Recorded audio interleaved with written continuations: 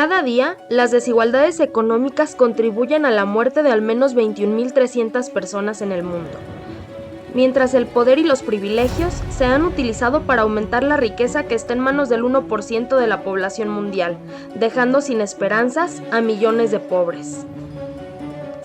La diferencia entre los niveles de renta, capital y patrimonio entre unas personas y otras es algo evidente, y lejos de disminuir, se ha incrementado de manera abismal en el último siglo.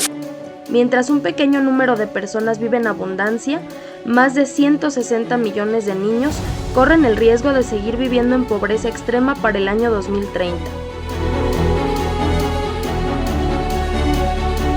Este problema va más allá de la falta de ingresos. Es un problema de derechos humanos.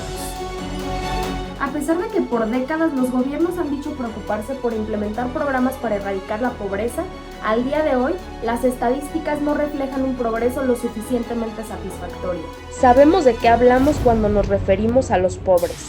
En la mente colectiva hay características que se deben cumplir para decir que alguien vive o no en pobreza. Pero estas características son relativas. Lo más lógico ha sido establecer el nivel de renta para marcar la línea que divide la pobreza. Pero este factor supone una serie de complejidades en su medición, principalmente en la población cuyos ingresos varían drásticamente de un mes a otro. Muchos economistas prefieren utilizar el consumo como unidad de medida, aunque también conlleva sus propias limitaciones. Por ejemplo, en relación con el hábito de ahorro de las personas.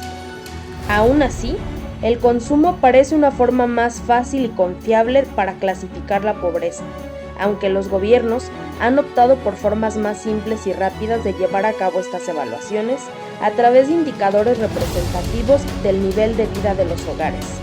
El problema es que estos valores pueden llevarnos a una indebida clasificación, y aunque es muy fácil de medir, resulta también muy fácil manipular la estadística. Es difícil establecer el momento exacto en el que comenzó el desequilibrio en la distribución de la riqueza entre los miembros de la sociedad. Algunos historiadores coinciden en que la era neolítica que introdujo los bienes hereditarios en Europa puso en marcha la desigualdad de la riqueza.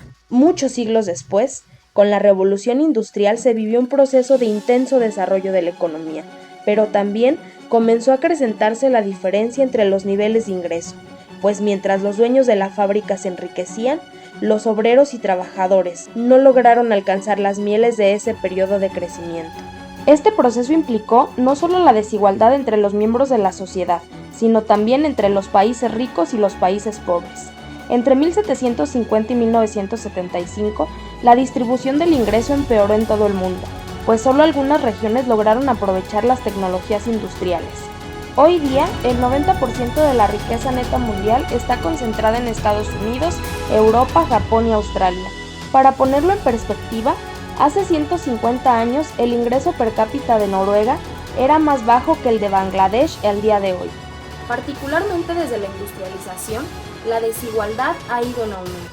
Sin embargo, las personas viven mejor que en siglos pasados, porque la riqueza también ha ido en aumento. Esto nos deja clara una cosa: la pobreza y la desigualdad no son lo mismo. Suiza, por ejemplo, es en cifras más desigual que Chile. La desigualdad es un problema porque existe la pobreza, pues mientras hay muy pocos que tienen mucho, hay muchísimos que no tienen nada. Sin embargo, alcanzar la pobreza en la igualdad no es la solución. Por siglos, ejércitos de economistas han recolectado datos para tratar de entender y explicar las tendencias económicas.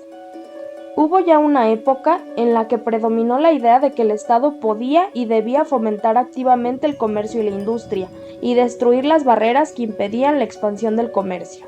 Posteriormente, con la publicación de La riqueza de las naciones, se propagó la idea de que el Estado debe intervenir lo menos posible en el mercado.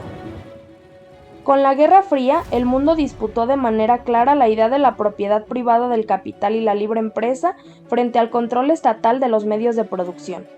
Actualmente, el papel del Estado se ha transformado en la mayoría de las economías del mundo.